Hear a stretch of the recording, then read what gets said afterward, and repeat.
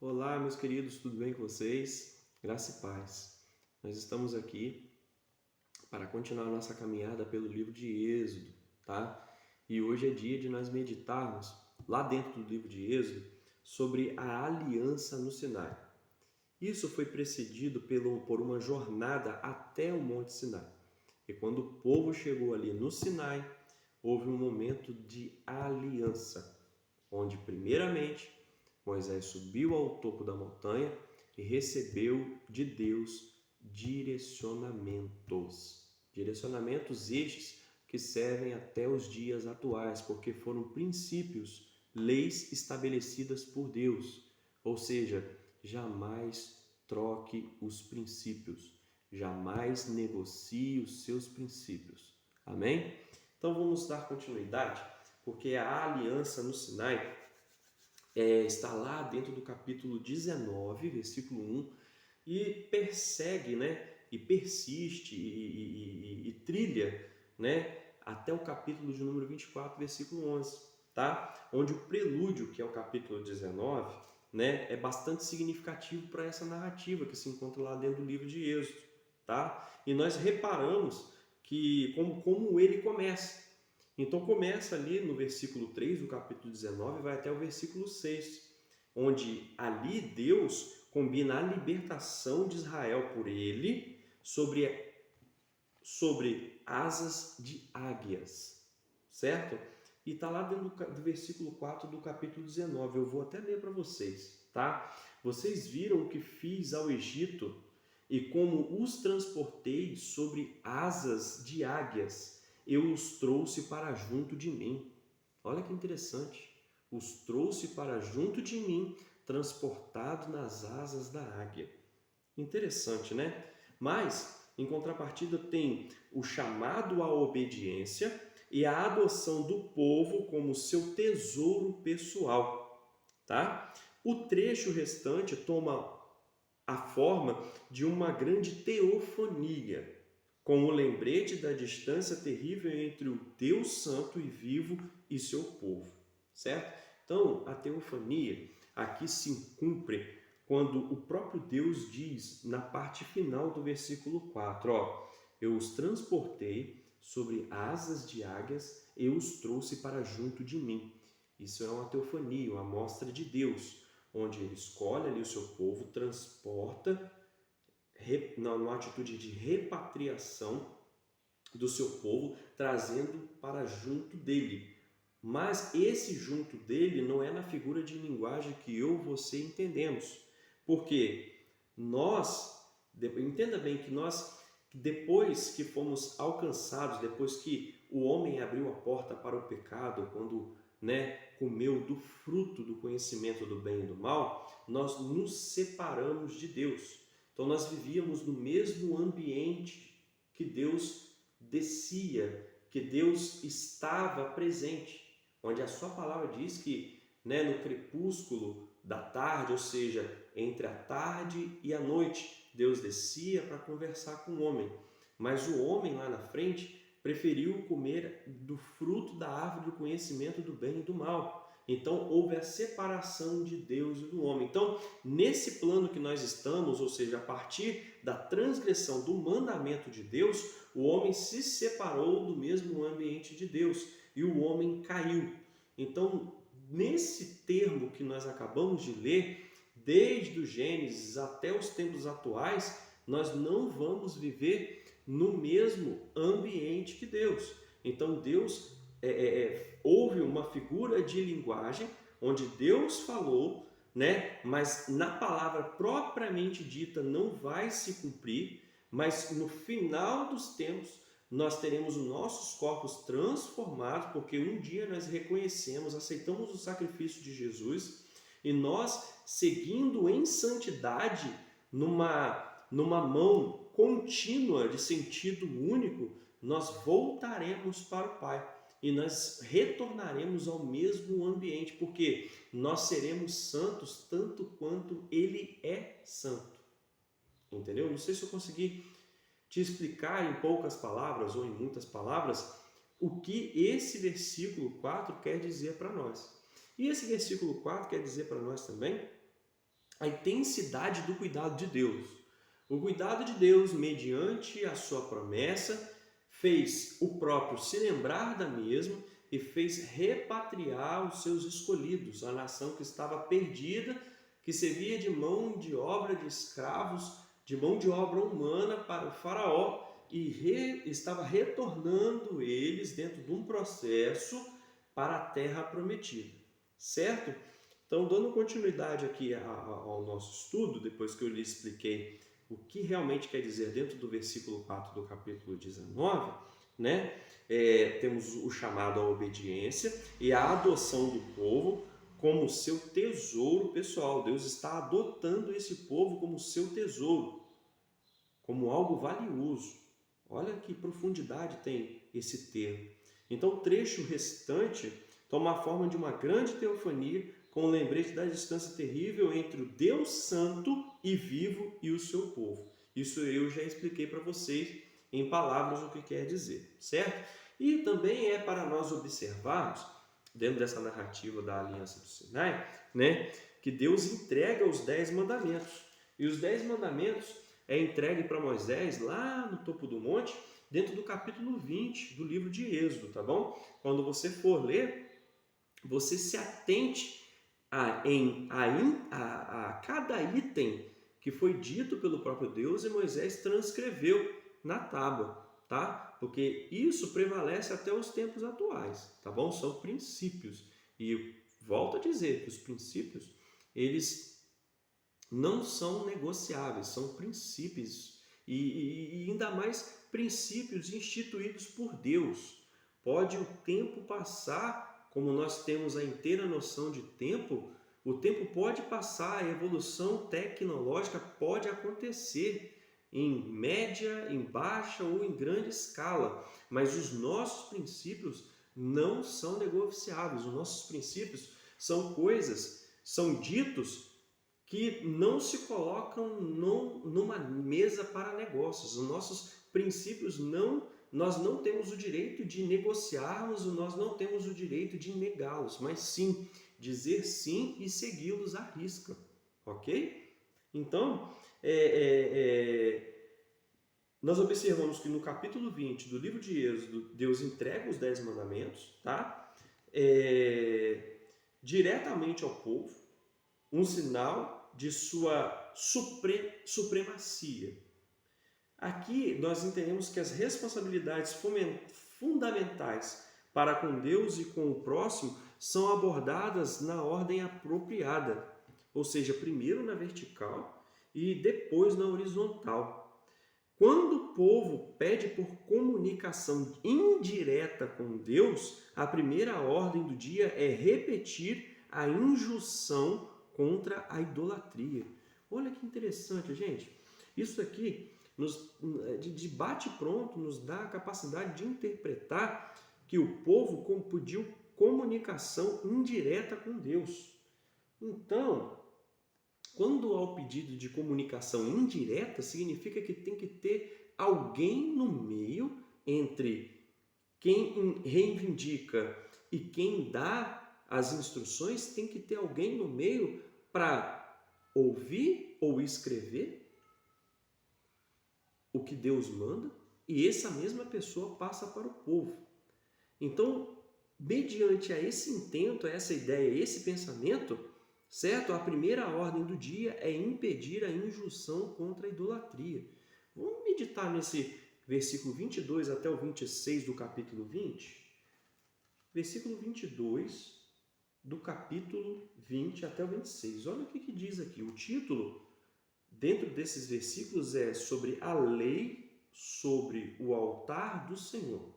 O Senhor disse a Moisés: diga o seguinte aos israelitas: vocês viram por si mesmos que do céu lhes falei, não façam ídolos de prata nem de ouro para me representarem.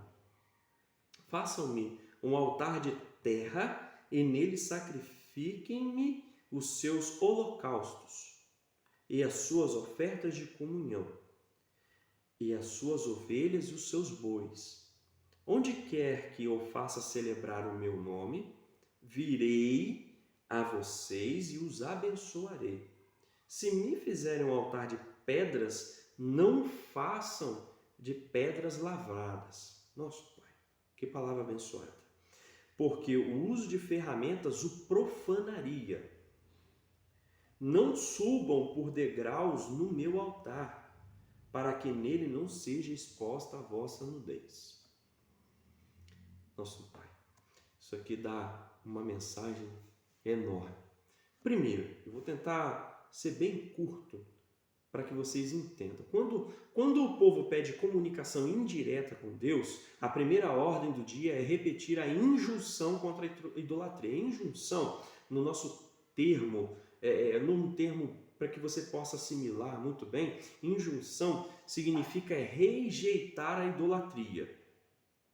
Eu acredito que Deus queria se relacionar diretamente com o homem. Mesmo que o homem, dando palavra negativa a esse intento de Deus, é para que... Mas Deus com certeza sabia que o homem ele ia perverter dentro dos seus caminhos e se esquecer de Deus. E como o homem iria se esquecer de Deus? Prestando culto ao que eu li aqui dentro dos versículos 21 até o 26, dentro do capítulo 20 de Êxodo. Sabe? O homem ia pegar a prata, pegar o ouro, derreter e fazer ídolos. Isso é consequência da declaração negativa do homem para com Deus quando Deus queria se relacionar diretamente com o homem. Olha só, que interessante. Sabe? Aí Deus vai e fala o seguinte: Moisés, diga o seguinte para os israelitas: vocês viram por si mesmos que do céu lhes falei. E o que eu falei? Não façam ídolos de prata nem de ouro para me representarem. Olha, nós não conhecemos Deus. Deus é Espírito. Repito, Deus é Espírito. Então o homem não sabe fazer a feição carnal de Deus numa obra concreta, porque Deus é Espírito. E não precisa fazer, basta invocá-lo. Basta dentro desse contexto, dentro desse cenário, dentro dessa época, como forma de prestação de culto, aquilo que Deus elencou para servir e para ser dado como oferta para que o fogo venha, consuma, que é o holocausto, e em contrapartida o sacrifício de comunhão. E mais adiante, façam-me um altar de terra e nele sacrifiquem os seus holocaustos, que significam sacrifícios totalmente queimados, e suas ofertas de comunhão ou de paz, suas ovelhas e seus bois, esses que eram objetos de serem prestados como sacrifício para Deus. E não era qualquer boi, não era qualquer ovelha, tinham as regrinhas que deveriam ser seguidas para prestar esse tipo de sacrifício para Deus, para que ele demonstrasse a sua resposta positiva através do fogo, e o fogo vinha, consumia tudo, aquele objeto de entrega, de sacrifício, de oferta. Olha que interessante. Mais adiante: onde quer que eu faça celebrar o meu nome, virei a vocês. Deus disse: eu vou vir a vocês, eu vou me direcionar a vocês e os abençoarei. Se me fizerem um altar de pedras, não o façam de pedras lavradas, porque o uso de ferramentas o profanaria. Nossa, você sabe o que isso significa, gente? Verdadeira adoração, verdadeiro culto. A pedra retirada para ser feito um altar, deveria ser feito um altar da mesma forma, com aquela pedra que da mesma forma foi pegada na natureza para construir o altar. Isso significa na palavra revelada, preste atenção na palavra revelada desse dia para você, que significa a nossa verdadeira adoração. o nosso verdadeiro culto. Não podemos prestar culto de máscaras. Existe uma palavra, que é a palavra de Deus, que diz assim: o Senhor Deus não rejeita um coração puro, um coração quebrantado, um coração contrito. Então isso requer de nós que não haja em nós máscaras para adorarmos a Deus. Isso significa não somente na palavra pedra, que se ela sofrer a incidência do polimento, se ela sofrer a incidência dentro do seu processo produtivo para que ela se torne uma pedra ornamental, isso não significa nada para Deus. Isso significa uma peça que é apreciada quando colocada numa vitrine, e essa vitrine está diante dos nossos olhos. Mas para Deus não serve de nada. O que serve para Deus é da forma que aquela pedra, da mesma maneira que aquela pedra foi encontrada na natureza, serve para construir o altar, assim como serve para mim e serve para você. Não significa, e não vamos conseguir fazer com que Deus entenda que se nós estivermos travestidos de uma vestimenta, se nós estivermos com um capacete, ou com uma máscara, ou com óculos escuros, não significa que nós estamos fazendo com que Deus não nos enxergue. O nosso vizinho, aquele que nos assiste, não conseguirá ver de fato, mas a palavra quer dizer para nós, a palavra revelada quer dizer para nós, nesse dia, que nós devemos ser nós mesmos. Não adianta esconder, não adianta nem tentar esconder de Deus. E essa palavra também me remete a Caim. De repente, Caim, dentro do seu intento, quando ele foi indagado por Deus, onde está o seu irmão? E ele logo responde: por acaso devo eu lhe dar satisfações de onde está o meu irmão? Olha, de repente, o que nós entendemos não é o que Deus quer para nós.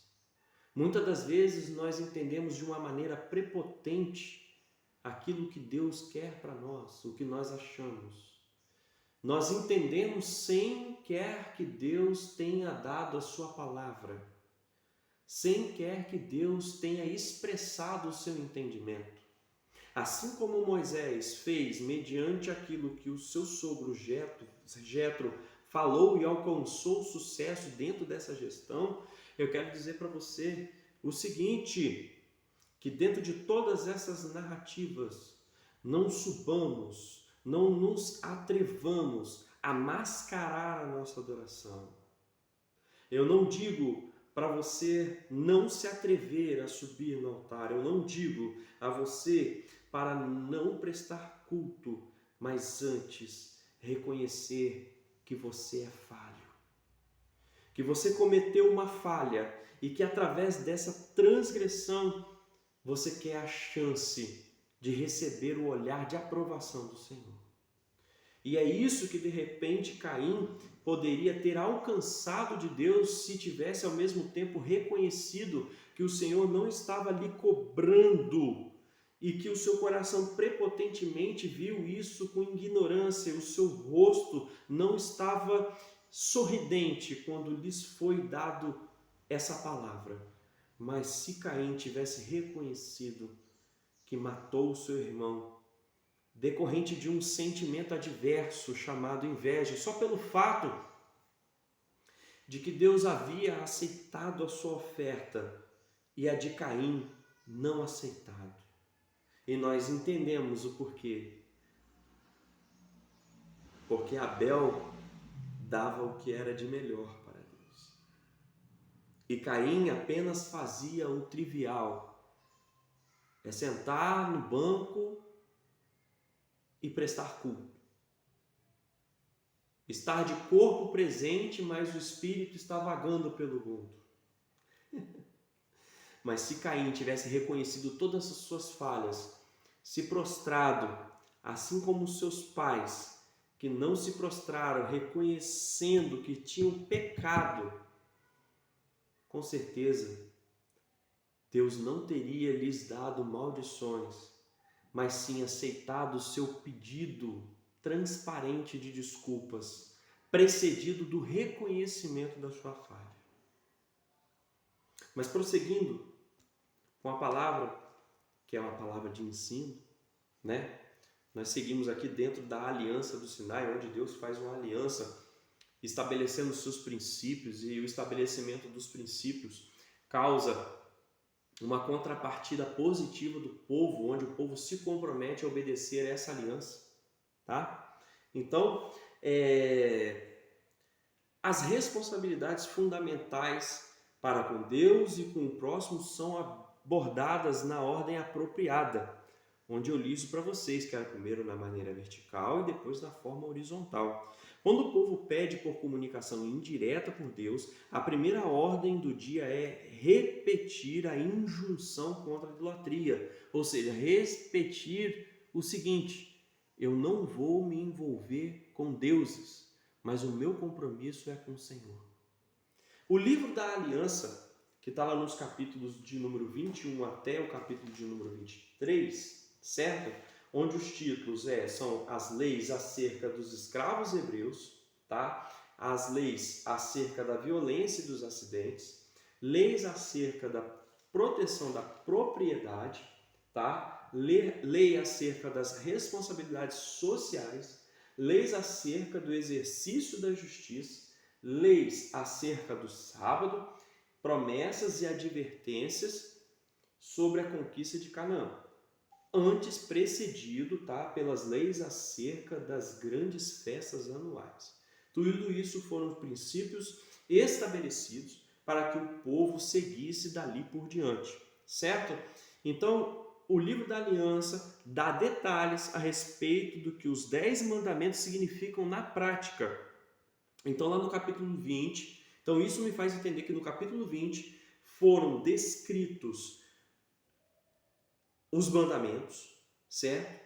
E depois do que foi transcrito por Moisés, dado por Deus anteriormente, depois transcrito por Moisés nesse livro, os capítulos de 20 até o 23, dos capítulos de número 21 até o 23, nos dá o entendimento do que Deus disse lá no capítulo 20, ok? Então nós vamos observar que eles, ou seja, o que foi escrito, essencialmente cobrem vários aspectos da vida em sociedade. Olha que interessante, Deus dá leis para que o homem leia, os absorva e, se não absorver, sejam repetidos consecutivamente, para eles terem dentro de vós mesmos como se portar na sociedade, como vai viver em congregação, como vai viver em comunhão, certo? Onde o primeiro é o tratamento dos escravos, servos, certo? Onde, em primeiro lugar, em conformidade e em contraste flagrante com suas condições no Egito.